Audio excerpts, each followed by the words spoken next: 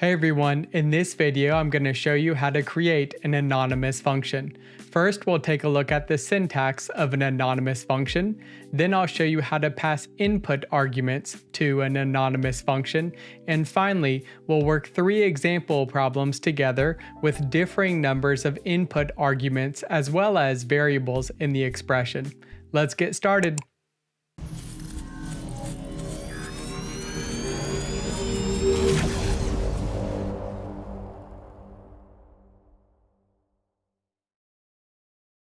An anonymous function is a function that is not stored in its own separate program file. Like a user-defined function, an anonymous function can accept multiple input arguments. However, an anonymous function can only return one output.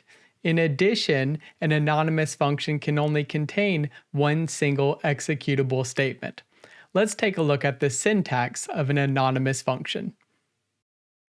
Here we can see the syntax of an anonymous function. On the right-hand side, we have a comma-separated list of the input arguments to the function enclosed in parentheses. Next, we have the expression, which is a single executable statement.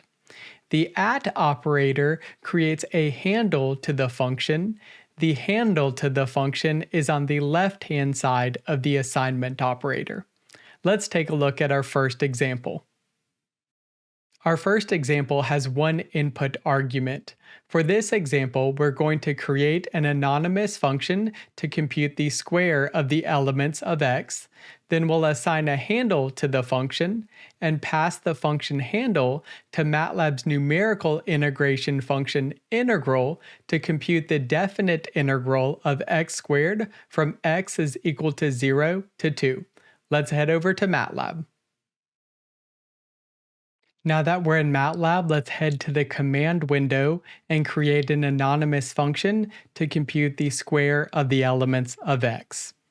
First, we create a function handle. I'm going to use the handle sqr for square, and then the assignment operator followed by the @ operator.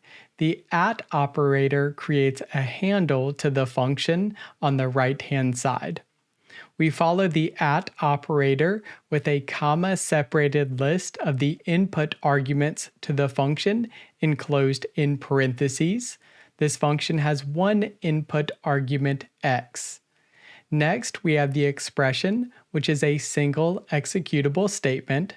The purpose of this function is to compute the square of the elements of x, and you'll notice I'm using the array exponentiation operator to indicate this is an element by element operation in case a user inputs an array of x's rather than a scalar. I'm going to leave the semicolon off of this line. I don't want to suppress the output to the command window. And when I click enter, we can see that we've created a function handle, sqr, with the value of the expression on the right-hand side. To call the function, we go back to the command window and type in the name of the function handle, sqr, and then an open parentheses where we can provide a value for the input argument x. As an example, let's say we wanted to compute the value of 3 squared. We would provide the value of 3 as the input argument, then a close parentheses and click enter, and MATLAB returns a value of 9 as expected. But a more interesting use of anonymous functions and function handles is you can pass a function handle as an input argument to another function, like MATLAB's integration function integral. So if we wanted to compute the definite integral of x squared from x is equal to 0 to 2, we would call MATLAB's integration function integral and provide values for the input arguments. The first input argument is the function handle, in this case sqr.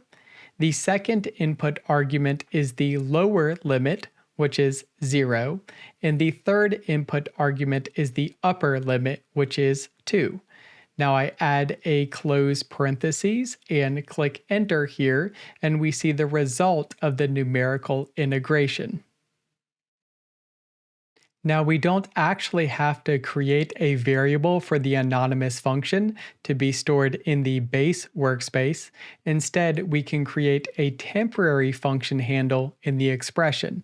For example, if we return to the command window and call the integral function, instead of passing the function handle as the input argument, we can create a temporary function handle instead. So we start with the @ operator, followed by the input argument enclosed in parentheses, and then the expression, and that's it. So our second input argument is the lower limit 0. The third input argument is the upper limit 2. We close the parentheses and click enter and see the result of the numerical integration. If you would like to save the anonymous function and function handle for later use, you can type save and then a file name. I'm going to use anonfun for anonymous function with the file extension .mat, then a space and the function handle sqr, and that's it. When I click enter, on the left-hand side of the screen in the current folder, we'll see the anonymous function. If you would like to load the anonymous function, you do the exact same thing, but type load instead of save. So load, then the file name with the extension MAT, and then the function handle that you would like to use, and click enter, and you will load the anonymous function and assign it to the function handle.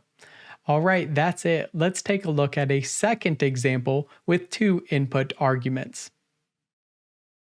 Our second example has 2 input arguments. For this example, we're going to create an anonymous function to compute the square root of x squared plus y squared, where x and y are the 2 input arguments. Let's head back over to MATLAB. Before we begin working our second example problem, I'm going to clear the command window by typing CLC and then clicking enter. Our second example has 2 input arguments. First, we'll start with the function handle. I'm going to use the function handle sqrt sum square, because the purpose of this function is to compute the square root of the sum of x squared plus y squared. After the function handle name, we have the assignment operator, followed by the @ operator, and the input arguments enclosed in parentheses. This time there are 2 input arguments, x and y. After the input arguments, we have the expression. This function computes the square root of x squared plus y squared, and that's it. When I click enter, we see that we've created a function handle for the anonymous function. To call the function, we type the name of the function handle. Then we can provide values for the input arguments. Let's say we'll have a value of 3 for x and 4 for y. Then we close the parentheses and click return, and MATLAB returns a value of 5 as expected. All right, let's work a third and final example problem with variables in the expression.